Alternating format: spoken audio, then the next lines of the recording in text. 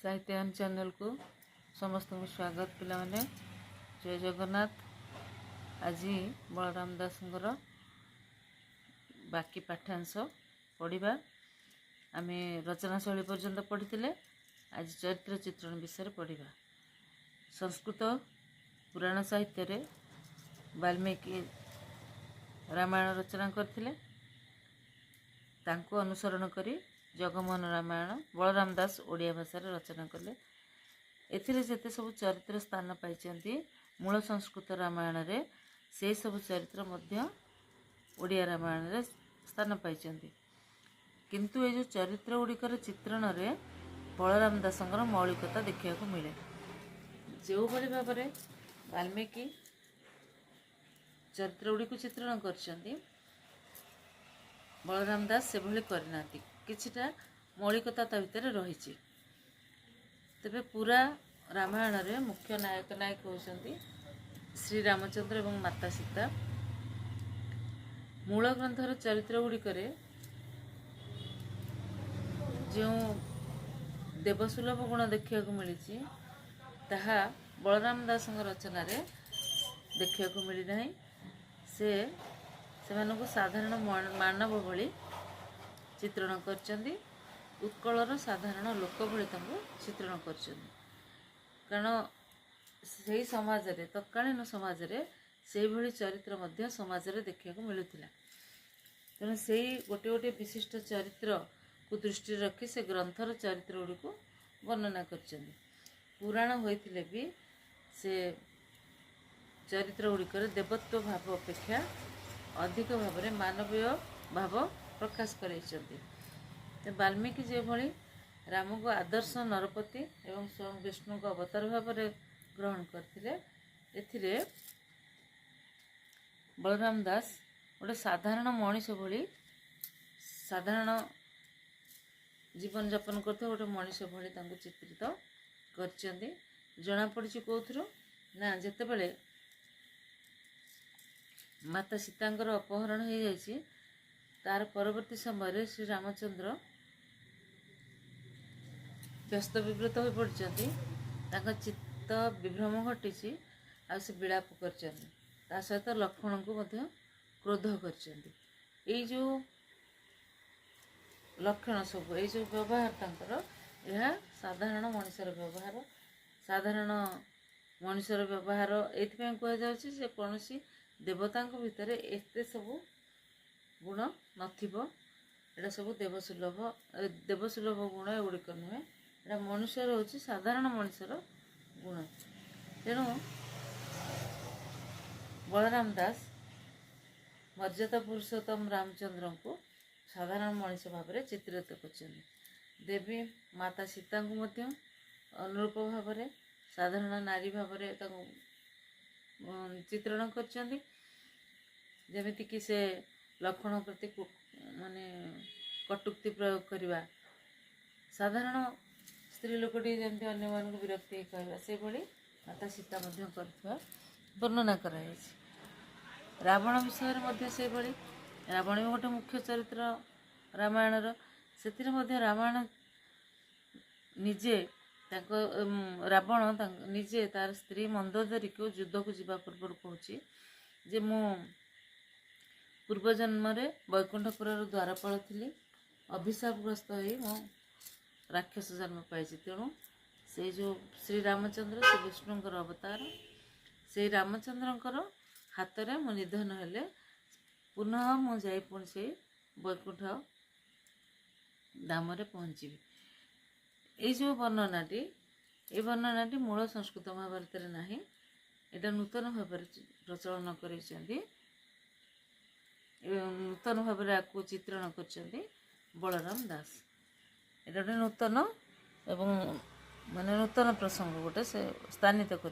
तद्भिन्न आम समस्त मंथरा किए जाचे खल स्वभाव स्त्री लोकटी को आम साधारणतः आम समाज में मंथरा बोली कही था। तो से जो मंथरा चरित्र को जो भली भाव से चित्रण कर वाल्मीकि रामायण से भली देखा मिले ना। तापरे ଦାଣ୍ଡି ରାମାୟଣରେ ଯେତେ ସବୁ ଚରିତ୍ର ରହିଛି ସେ ଚରିତ୍ରର ସବୁ ଚାରିତ୍ରିକ ବିଶ୍ଳେଷଣ କରିବା, ଚାରିତ୍ରିକ ବିଶ୍ଳେଷଣ କରାଯାଇଛି। ମୁଖ୍ୟ ତଥା ଗୌଣ ଯେତେ ସବୁ ଚରିତ୍ର ରହିଛନ୍ତି ସେଥିରେ କବିଙ୍କର ସ୍ୱକୀୟତା ଏବଂ ମୌଳିକ ଦୃଷ୍ଟିଭଙ୍ଗୀ ପ୍ରକାଶ ପାଇଛି। ତାପରେ ଦେଖିବା ବର୍ଣ୍ଣନା ଚାତୁରୀ। ବର୍ଣ୍ଣନା ଚାତୁରୀରେ ଦେଖିବା ଯେ ଜଣେ ସାଧାରଣ ବ୍ୟକ୍ତି ଭାବରେ ବଳରାମ ଦାସ ସମ୍ପୂର୍ଣ୍ଣ ପ୍ରାକୃତିକ ଅବସ୍ଥାକୁ ଏବଂ ବିଭିନ୍ନ ପ୍ରସଙ୍ଗକୁ ଆଧାର କରି ସେ ବର୍ଣ୍ଣନା କରିଛନ୍ତି, ବିଭିନ୍ନ ପ୍ରକାର ବର୍ଣ୍ଣନା କରିଛନ୍ତି। ନାରୀର ରୂପ ବର୍ଣ୍ଣନା, ପ୍ରକୃତିର ଚିତ୍ର ବର୍ଣ୍ଣନା, ରାଜଦରବାରର ବର୍ଣ୍ଣନା, ଋତୁଭିତ୍ତିକ ବର୍ଣ୍ଣନା, ନାନା ପ୍ରକାର ବର୍ଣ୍ଣନା ସେ କରିଛନ୍ତି। କିନ୍ତୁ ତାଙ୍କର ବର୍ଣ୍ଣନା ଚାତୁରୀ ହେଉଛି ଚମତ୍କାର। ମୂଳ ସଂସ୍କୃତ ମହାଭାରତରେ ଏତେ ବର୍ଣ୍ଣନା ଦେଖିବାକୁ ମିଳେ ନାହିଁ। ସହଜ ସରଳ ତଥା ରମଣୀୟ ଭାବରେ ସେତେ ସୁନ୍ଦର ବିଷୟବସ୍ତୁକୁ ଉପସ୍ଥାପନ କରନ୍ତି ଯାହାକି ପାଠକ ଚିତ୍ତକୁ ଆହ୍ଲାଦିତ କରିଥାଏ। ନାରୀର ରୂପ ବର୍ଣ୍ଣନା, ପ୍ରକୃତି ଚିତ୍ର ବର୍ଣ୍ଣନା, ରାଜଦରବାରର ବର୍ଣ୍ଣନା, ଏଥିରେ ସେ ଚମତ୍କାରିତା ପ୍ରଦର୍ଶନ କରିଛନ୍ତି। ପ୍ରଥମେ ଦେଖିବା ନାରୀର ରୂପ ବର୍ଣ୍ଣନା। ନାରୀର ରୂପ ବର୍ଣ୍ଣନା ଭିତରେ ସେ ମାତା ସୀତା, ଅପ୍ସରୀ ଉର୍ବଶୀ, ମନ୍ଦୋଦରୀ, ନିକଷା ଏହି ସମସ୍ତଙ୍କ ଚରିତ୍ରକୁ ଉଦାହରଣ ସ୍ୱରୂପ ନେଇଛନ୍ତି। ଦାଣ୍ଡି ରାମାୟଣରେ ଯେତେ ସବୁ ସାହିତ୍ୟିକ ବିଭବ ଅଛି ତା ଭିତରେ ନାରୀର ରୂପ ବର୍ଣ୍ଣନା ହେଉଛି ଅନ୍ୟତମ। କାବ୍ୟଗ୍ରନ୍ଥରେ ନାରୀର ବିଭିନ୍ନ ଅଙ୍ଗ ସୌନ୍ଦର୍ଯ୍ୟ ନିଖୁଣ ଭାବରେ ବର୍ଣ୍ଣିତ ଅଛି। ସ୍ୱର୍ଗ ଅପ୍ସରୀ ଉର୍ବଶୀ ଏକଦା ତାର ଅପୂର୍ବ ସୌନ୍ଦର୍ଯ୍ୟରେ ବିଭାଣ୍ଡକ ଋଷିଙ୍କୁ ମଧ୍ୟ ବଶୀଭୂତ କରିପାରିଥିଲା। କବି ଆଳଙ୍କାରିକ ଛଟାରେ ଉର୍ବଶୀର ରୂପ ବର୍ଣ୍ଣନା କରିଛନ୍ତି, କିନ୍ତୁ ସେ ଯେଉଁ ରୂପ ବର୍ଣ୍ଣନା କେବଳ ସ୍ୱର୍ଗର ଅପ୍ସରୀ ବୋଲି ବର୍ଣ୍ଣନା କରିଛନ୍ତି। ଆଉ ନିକଷେଇ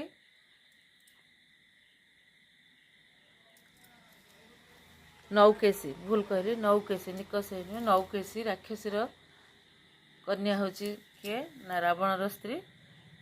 ଏ ରାବଣର ମାତା ଆସୁରୀ ନିକଷା। ନୌକେଶୀ ରାକ୍ଷସଙ୍କର ସେ ହେଉଛନ୍ତି କନ୍ୟା, ତା ନାଁ ହେଉଛି ଆସୁରୀ ନିକଷା। ତାର ରୂପକୁ ମଧ୍ୟ ଅତି ସୁନ୍ଦର ଭାବରେ କବି ଚିତ୍ରଣ କରିଛନ୍ତି। ରାକ୍ଷସୀ ହେଲେ ମଧ୍ୟ ସେ କିଭଳି ପ୍ରେମିକା ପାଇଁ ସଜବାଜ ହୋଇଛି ତାହା ଏଥିରେ ଦେଖିବାକୁ ମିଳେ। ମାତା ସୀତା ହେଉଛନ୍ତି ସର୍ବାଙ୍ଗ ସୁନ୍ଦରୀ, ତାଙ୍କର କୌଣସି ଜିନିଷକୁ ବାହାନିବାର ନାହିଁ। କିନ୍ତୁ ତାଙ୍କ ରୂପ ଶୋଭା ବର୍ଣ୍ଣନାରେ କାବ୍ୟ ଯୁଗରେ ମଧ୍ୟ ମାତା ସୀତାଙ୍କୁ ଅତି ସୁନ୍ଦର ଭାବରେ ଚିତ୍ରଣ କରିଛନ୍ତି। ତା ସହିତ ଯେତେ ସବୁ ପୁରାଣ ଗ୍ରନ୍ଥ ରହିଛି ସେଥିରେ ମଧ୍ୟ ମାତା ସୀତାଙ୍କର ରୂପ ବର୍ଣ୍ଣନା ଅତି ସୁନ୍ଦର ଭାବରେ ହେଇଛି। ତେବେ ବଳରାମ ଦାସ ମାତା ସୀତାଙ୍କର ଯେତେବେଳେ ରୂପ ବର୍ଣ୍ଣନା କରିଛନ୍ତି ତାଙ୍କୁ ଅତି ସୁନ୍ଦରୀ ଭାବରେ ଅତି ସୁନ୍ଦର ତାଙ୍କର ସର୍ବାଙ୍ଗ ସୁନ୍ଦର ଏ ବିଷୟରେ ଏଥିରେ ସୂଚନା ଦେଇଛନ୍ତି। ସେ ସର୍ବାଙ୍ଗ ସୁନ୍ଦରୀ। ତାପରେ ମନ୍ଦୋଦରୀଙ୍କ ମଧ୍ୟ ତାଙ୍କ ବିଷୟରେ ବର୍ଣ୍ଣନା କରି ବା ତାଙ୍କ ଚରିତ୍ରକୁ ଚିତ୍ରଣ କରି ସୌନ୍ଦର୍ଯ୍ୟ ରୂପକୁ ଚିତ୍ରଣ କରି ମନ୍ଦୋଦରୀଙ୍କର ସୌନ୍ଦର୍ଯ୍ୟକୁ ପ୍ରକାଶ କରିଛନ୍ତି। ଏହା ସହିତ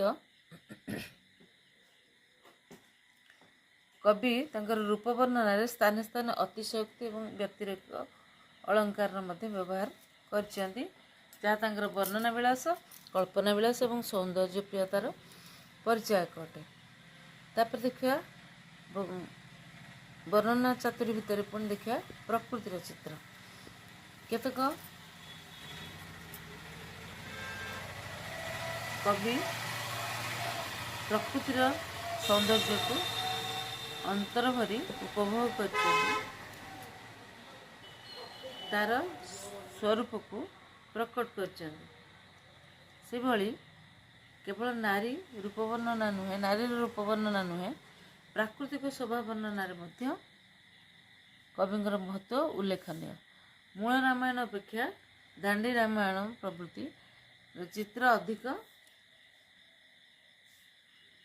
ମୁଖର ଲାଗେ, କାରଣ ଅରଣ୍ୟ, ପର୍ବତ, ନଗର, ପଶୁପକ୍ଷୀ, ନଦୀ, ବିଭିନ୍ନ ଋତୁ ଏବଂ ବୃକ୍ଷଲତାର ଶୋଭାରେ ମଣିଷର ମନ ବା ପାଠକର ମନ ଚଳଚଞ୍ଚଳ ହୋଇ ଉଠେ। ଏତେ ସୁନ୍ଦର ବର୍ଣ୍ଣନା ବିଭିନ୍ନ ପ୍ରସଙ୍ଗରେ ସେଇ ଶୋଭାକୁ ବର୍ଣ୍ଣନା କରାଯାଇଛି। ତାଙ୍କର ପ୍ରକୃତି ଚିତ୍ର ପ୍ରଦାନର ଓଡ଼ିଶାର ଚିତ୍ର ଦେଖିଲେ ଆଖି ଭରିଯାଏ, ଆଖିରେ ନାଚି ଉଠେ ଅତୀତର ସେହି ସ୍ମୃତି। କବିଙ୍କର ଏହି ବର୍ଣ୍ଣନା ଅତୀବ ହୃଦୟସ୍ପର୍ଶୀ। ଚରିତ୍ର ଚିତ୍ରଣ ଯେମିତି ଅତି ସୁନ୍ଦର ଭାବରେ ସେ କରିଥିଲେ, ସେମିତି ପ୍ରକୃତିର ଚିତ୍ରକୁ ମଧ୍ୟ ସେ ସେହିଭଳି ଚିତ୍ରିତ କରିଛନ୍ତି। ପ୍ରକୃତିର ରୂପ ଶୋଭାରେ ମନୁଷ୍ୟ ସୁଖ, ଦୁଃଖ, ସ୍ନେହ, ସହାନୁଭୂତି ସବୁକିଛି ପ୍ରଦର୍ଶନ କରିଥାଏ। ରାମ ଓ ସୀତାଙ୍କର ବନବିହାର କାଳରେ ପ୍ରାକୃତିକ ରମଣୀୟ ସୌନ୍ଦର୍ଯ୍ୟ ଯେପରି ସେମାନଙ୍କୁ ଉତ୍ଫୁଲ୍ଲିତ କରିଛି, ଅନୁରୂପ ଭାବରେ ସୁନ୍ଦରୀ ପ୍ରକୃତି ମଧ୍ୟ ଆନନ୍ଦିତ ହୋଇ ଉଠିଛି। ତେବେ ରାମଚନ୍ଦ୍ର ଏବଂ ଲକ୍ଷ୍ମଣ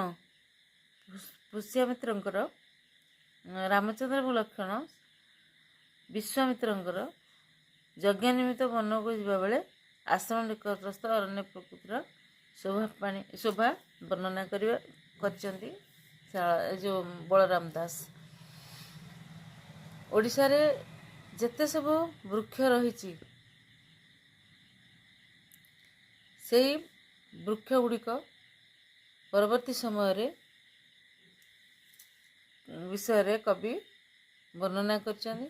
ସମସ୍ତ ଲିଖିତ ବୃକ୍ଷ ଓଡ଼ିଶାରେ ବନଭୂମି ଦେଖାଯାଏ।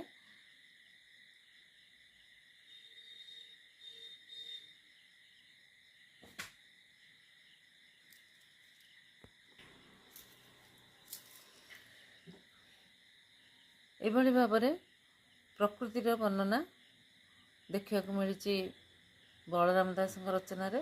ଏଭଳି ଏତେ ବିସ୍ତୃତ ବର୍ଣ୍ଣନା ମୂଳ ସଂସ୍କୃତ ରଚନାରେ ନାହିଁ। ଋତୁଚିତ୍ର ସ୍ପଷ୍ଟ ଦେଖିବାକୁ ମିଳେ ଏହି ରଚନା ଭିତରେ। ପ୍ରକୃତି ପ୍ରୀତିର ଅନ୍ୟତମ ଦିଗ ହେଉଛି ଋତୁ ବର୍ଣ୍ଣନା। କିଷ୍କିନ୍ଧା କାଣ୍ଡରେ ବର୍ଷା ଏବଂ ଶରତ ଋତୁର ବର୍ଣ୍ଣନା ପ୍ରକୃତି ପ୍ରାଣତାର ଗୋଟେ ଅନ୍ୟତମ ଦୃଷ୍ଟାନ୍ତ। କିଷ୍କିନ୍ଧା କାଣ୍ଡରେ ମାଲ୍ୟବନ୍ତ ପର୍ବତର ବର୍ଷାକାଳୀନ ଦୃଶ୍ୟ ବର୍ଣ୍ଣନା କରିଛନ୍ତି କବି। ତୁମେମାନେ ପିଲାମାନେ ଯେତେବେଳେ ଆନ୍ସର୍ଟି ଲେଖିବ, ସେତେବେଳେ କୋଟେସନ୍ ଗୁଡ଼ାକ ଦେବ। ମୁଁ ତୁମକୁ ଏଇ ବହିର ନାଁ କହିଦେବି, ଆଉ ଯଦି ତୁମକୁ ଭଲ ଲାଗୁଥାଏ ତାହେଲେ ତୁମେ ବହି କିଣିକି ସେଥିରୁ କୋଟେସନ୍ ଗୁଡ଼ିକ ଦେଖିନେବ। କାରଣ ସ୍ୱଳ୍ପ ସମୟ ଭିତରେ ଟପିକ୍ ପଢ଼ାଇବାକୁ ମୁଁ ଉଚିତ ମନେ କରୁଛି। ତା'ର ଉଦାହରଣ ଗୁଡ଼ାକ ମୁଁ କହୁନାହିଁ, ଅଧିକା ଟିକେ ସମୟ ଯିବ। ତେବେ କବି ବଳରାମ ଦାସ ପ୍ରାକୃତିକ ସୌନ୍ଦର୍ଯ୍ୟକୁ ବର୍ଣ୍ଣନା କରିବା ଆଳରେ ଋତୁ ଚିତ୍ର ମଧ୍ୟ ସୁନ୍ଦର ଭାବରେ ଦେଇଛନ୍ତି। କେମିତି ଋତୁ ଅନୁସାରେ ନାୟକ ନାୟିକାଙ୍କ ମନରେ ଗଭୀର ପ୍ରତିକ୍ରିୟା ସୃଷ୍ଟି ହେଉଛି। ଯେପରି ବସନ୍ତ ଋତୁ ଉପନୀତ ହେବାରୁ ରାମଚନ୍ଦ୍ର ପ୍ରିୟା ବିରହରେ ବିଚଳିତ ହୋଇପଡ଼ିଛନ୍ତି, ସେ ସବୁ କବି ବର୍ଣ୍ଣନା କରିଛନ୍ତି।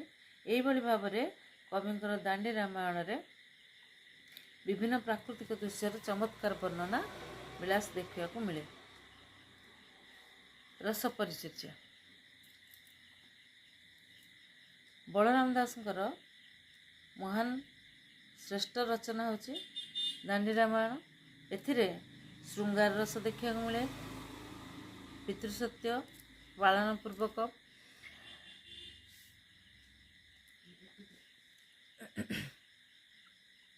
ଯେତେବେଳେ ଶ୍ରୀରାମଚନ୍ଦ୍ର ବନବାସ ଯାଇଛନ୍ତି, ସେତେବେଳେ ଅଯୋଧ୍ୟାବାସୀଙ୍କର ଯେଉଁ ଆକୁଳ କ୍ରନ୍ଦନ, ସେଥିରେ କରୁଣ ରସ ଦେଖିବାକୁ ମିଳିଛି। ଏଭଳି ଭାବରେ ରସ, ବିଭିନ୍ନ ପ୍ରକାର ରସର ବ୍ୟବହାର ମହାଭାରତ ରାମାୟଣରେ ଦେଖିବାକୁ ମିଳିଛି। ଋଷ୍ୟଶୃଙ୍ଗ ଋଷିଙ୍କ ସହିତ ଜରତା ତଥା ଅନ୍ୟ ବେଶ୍ୟାମାନଙ୍କର କଥୋପକଥନ, ପ୍ରେମାଲିଙ୍ଗନ ଏଇଭଳି ଗୁଡ଼ିକ ବର୍ଣ୍ଣନା ଯେତେବେଳେ ପ୍ରସଙ୍ଗ ଭିତରକୁ ଆସିଛି, ସେଥିରେ ସ୍ୱତଃ ଶୃଙ୍ଗାର ରସ ଦେଖିବାକୁ ମିଳିଛି। ଶୃଙ୍ଗାର ରସର ବର୍ଣ୍ଣନା ସେଥିରେ ରହିଛି।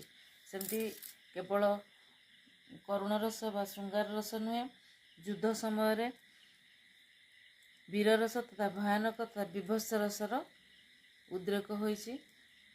ଏବଂ ଯେତେବେଳେ ସରିଯାଇଛି ଯୁଦ୍ଧ ପରେ ଯେଉଁ ଯୁଦ୍ଧର ପରବର୍ତ୍ତୀ ଅବସ୍ଥା ସୃଷ୍ଟି ହୋଇଛି, ତାହା ହୃଦୟ ବିଦାରକ, କରୁଣ ରସରେ ପରିପୂର୍ଣ୍ଣ ଏବଂ ବିଭତ୍ସ ମଧ୍ୟ। ତେଣୁ ବଳରାମ ଦାସ ତାଙ୍କ ରଚନା ଭିତରେ ଅନେକ ଗୁଡ଼ିଏ ରସ ଦେଖିବାକୁ ମିଳିଛି ତାଙ୍କ ରଚନା ଭିତରେ, ଯେମିତି ଶୃଙ୍ଗାର ରସ, ବୀର ରସ, ଭୟାନକ ରସ, କାରୁଣ୍ୟ ରସ, ଏମିତି ବିଭିନ୍ନ ପ୍ରକାର। ତେବେ ବର୍ତ୍ତମାନ ଆମେ ସମାଜ ଚିତ୍ରକୁ ଯିବା। ସମସାମୟିକ ସମାଜର ଚିତ୍ରରେ ସାହିତ୍ୟର ପ୍ରତିବିମ୍ବ ଦେଖିବାକୁ ମିଳେ। ବର୍ତ୍ତମାନ ସମାଜରେ ଯାହା ଚାଲିଛି ସେହି ଅନୁସାରେ ଆମକୁ ଚାଲିବାକୁ ପଡ଼ୁଛି। ଏବଂ ସମାଜରେ ମଣିଷ ସମାଜରୁ ବହୁ ଜିନିଷ ଶିଖୁଛି। ସେଭଳି କବି ହେଉଛି ସମାଜର ଗୋଟିଏ ମୁଖ୍ୟ ଅଙ୍ଗ। ସେ ସମସାମୟିକ ସମାଜର ଚିତ୍ରକୁ ସାହିତ୍ୟରେ ପ୍ରତିବିମ୍ବିତ କରିଥାଏ ତାର ଲେଖା ମାଧ୍ୟମରେ। ଯେକୌଣସି କବି ବା ସାହିତ୍ୟ ସ୍ରଷ୍ଟା ସମସାମୟିକ ସମାଜରେ ଯେଉଁ ପରିସ୍ଥିତି ଏବଂ ଉପଦେଶ ଦେଇ ଗତି କରିଥାନ୍ତି, ଷୋଡ଼ଶ ଶତାବ୍ଦୀରେ କବି ବଳରାମ ଦାସ ଜଗମୋହନ ରାମାୟଣଟିକୁ ରଚନା କରିଥିଲେ। ସେଥିରେ ସେ ସାମାଜିକ ଅବସ୍ଥା, ବିଧିବିଧାନର ଚିତ୍ର ସ୍ୱତନ୍ତ୍ର ଭାବରେ ସ୍ଥାନିତ କରିଥିଲେ। ତତ୍କାଳୀନ ଓଡ଼ିଶାରେ ପ୍ରଚଳିତ ସମାଜରେ ଯେଉଁ ବିବାହ ବିଧି,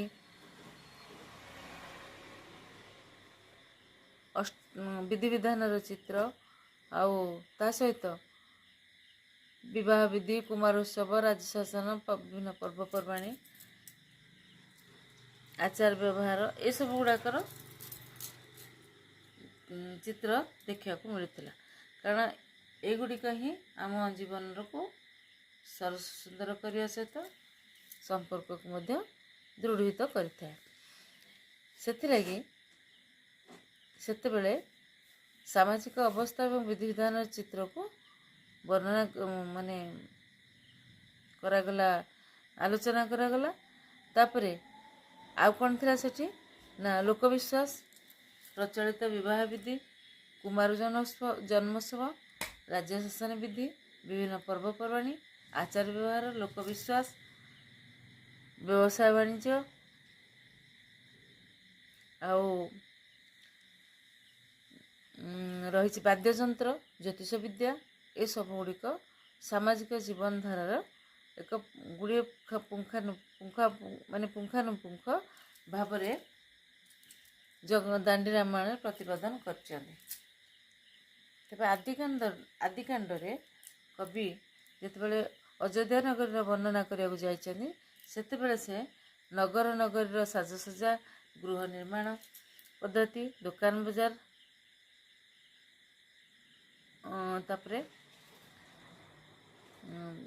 ଅଧିବାସୀମାନେ ଯେଉଁ ରହିଲେ ସେମାନଙ୍କ ସହିତ ପ୍ରକୃତିର ଚିତ୍ର ସ୍ପଷ୍ଟ ବାରି ହୋଇପଡ଼ିଥିଲା ବା ସେମାନେ ସୁନ୍ଦର ଭାବରେ ଆଣିକି ଏତକ ବର୍ଣ୍ଣନା କରିଛନ୍ତି।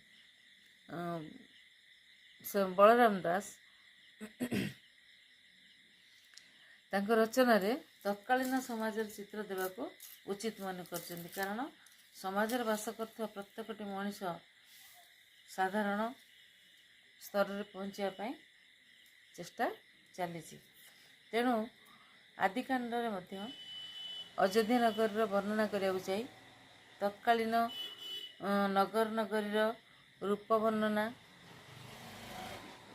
ତାପରେ ସବୁ ପ୍ରକାରର ବିଧି ଯାହା ପ୍ରଥମେ ମୁଁ କହିଲି ଯେ ସବୁ ଗୁଡ଼ିକ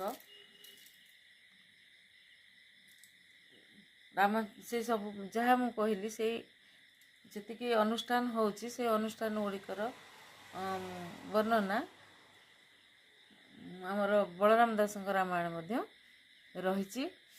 ଆଉ ଯେଉଁଟାକି ଆଜିକାଲି ବିଧିବିଧାନ ବର୍ଣ୍ଣନା କରିବା ବା କୌଣସି ସମସ୍ୟାର ସମାଧାନ କରିବାକୁ ହେଲେ ବିଭିନ୍ନ ଉପଚାର କରିବା, ଏଇସବୁ ଜିନିଷ ଆମର ସମାଜ ଜୀବନରେ ଦୈନନ୍ଦିନ ଜୀବନରେ ଆମେ ଦେଖିଥାଏ, ଯେଉଁଟାକି ମହାଭାରତ ଭିତରେ ମଧ୍ୟ ଥିଲା।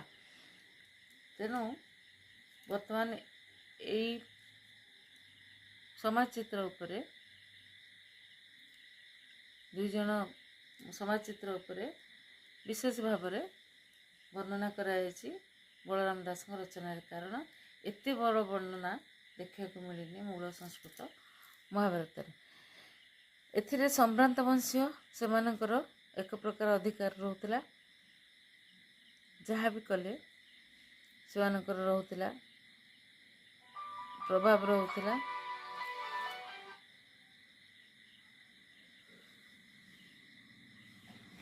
ରାଜପୁତ୍ରମାନଙ୍କ ଜନ୍ମ ସମୟରେ ଆନନ୍ଦ ଉତ୍ସବ ପାଳନ ହେଉଥିଲା। ହାଟ ବଜାର କିପରି ବସୁଥିଲା ସେ ମଧ୍ୟ ଜୀବନ୍ତ ଭାବରେ ବର୍ଣ୍ଣନା କରାଯାଇଛି। ତା ସହିତ ରାମଚନ୍ଦ୍ରଙ୍କ ବିବାହ ସମୟରେ ବରଯାତ୍ରୀମାନଙ୍କର ଯାତ୍ରା, ବିବାହ ବିଧି, ବିବିଧ ବାଦ୍ୟଧ୍ୱନି ଏସବୁର ଅର୍ଥ ମଧ୍ୟ ବର୍ଣ୍ଣନା କରାଯାଇଛି। ଏହି ଗ୍ରନ୍ଥରେ ସମାଜରେ ଯେତେ ଅନୁଷ୍ଠାନ ହେଉଛି ସେ ଅନୁଷ୍ଠାନ ଗୁଡ଼ିକ ସବୁ ବର୍ଣ୍ଣନା କରାଯାଇଛି। ତେଣୁ ଦାଣ୍ଡି ରାମାୟଣର ଅନ୍ୟତମ ଆକର୍ଷଣ ମଧ୍ୟ ହେଉଛି ଭ୍ରାତୃପ୍ରୀତି। କାରଣ ଏକାନବର୍ତ୍ତୀ ପରିବାରରେ ଦ୍ୱିତୀୟ ପୁରୁଷମାନେ ବାଣ୍ଟି ନେଇଥିବା କଥା ଉଲ୍ଲେଖ କରାଯାଇଛି। ଏଥିସହିତ ଲୋକମାନଙ୍କର ନୌକା ଯାତ୍ରା ତଥା ଏହା ସହିତ ବାଣିଜ୍ୟ ବ୍ୟବସାୟ କରିବା କଥା ମଧ୍ୟ କବି କହିଛନ୍ତି। ବିବିଧ ରାଜକର୍ମଚାର୍ଯ୍ୟ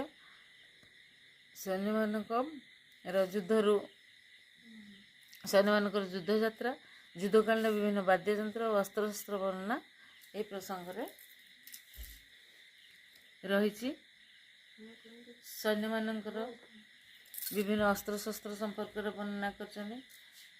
ମାନେ ଯେଉଁ ଅସ୍ତ୍ରଶସ୍ତ୍ର ବର୍ଣ୍ଣନା କରିଛନ୍ତି ତା ଟମକ, ବଇଁଶୀ, ମର୍ଦ୍ଦଳ, ତାଳ, କଂସାଳ, କାହାଳ, ମୃଦଙ୍ଗ ଏଭଳି ଅନେକ ସେ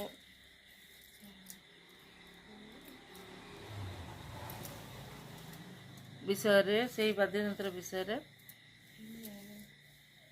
ଜଗମୋହନ ରାମାୟଣର ବଳରାମ ଦାସ ନିଶ୍ଚିତ ଭାବରେ ବର୍ଣ୍ଣନା କରିଛନ୍ତି। ରାଜସଭା ଏବଂ ଦେବସଭା ଏସବୁ ବର୍ଣ୍ଣିତ ଆଦିକାଣ୍ଡ ଆଉ କିଷ୍କିନ୍ଧାକାଣ୍ଡ, ଲଙ୍କାକାଣ୍ଡରେ ଆଉ ରାଜସଭା, ଦେବସଭା ଏସବୁରେ ବର୍ଣ୍ଣିତ ହୋଇଛି। ଆଦିକାଣ୍ଡ, କିଷ୍କିନ୍ଧାକାଣ୍ଡ, ଲଙ୍କାକାଣ୍ଡର ବାଦ୍ୟଯନ୍ତ୍ର ସମ୍ପର୍କରେ କବି ସୁନ୍ଦର ଭାବରେ ବର୍ଣ୍ଣନା କରିଛନ୍ତି। ଆଜି ପାଇଁ କ୍ଲାସ୍ଟି ଏତିକି ରଖିଛି। ନେକ୍ସଟ କ୍ଲାସ୍ରେ ଆମେ ଯେଉଁ ବାକି ଅଂଶ ରହିଲା ତାକୁ ପଢ଼ିବା। ପିଲାମାନେ ବର୍ତ୍ତମାନ ତ ସବୁଠି କ୍ଲାସ୍ ଷ୍ଟାର୍ଟ ହୋଇଗଲାଣି, ପଢ଼ାପଢ଼ି ମଧ୍ୟ ଆରମ୍ଭ ହୋଇଗଲାଣି। ତେଣୁ ତୁମେମାନେ ପ୍ରଥମ ସେମିଷ୍ଟର ପଢ଼ିବା ସହିତ ଦ୍ୱିତୀୟ ସେମିଷ୍ଟରର କିଛି କିଛି ପ୍ରଶ୍ନ ନିଜେ ନିଜେ କରୁଥାଅ। କାରଣ କିଛିଟା ପ୍ରାକ୍ଟିସ୍ କରିକି ଗଲେ ହିଁ ଆଉ ଅଧିକା ଲେଖିପାରିବ। ହଉ ପିଲାମାନେ, ତୁମେ ଚ୍ୟାନେଲକୁ ସବସ୍କ୍ରାଇବ୍ କରିବ, ଲାଇକ୍ ସେୟାର କରିବ। ରହିଲି।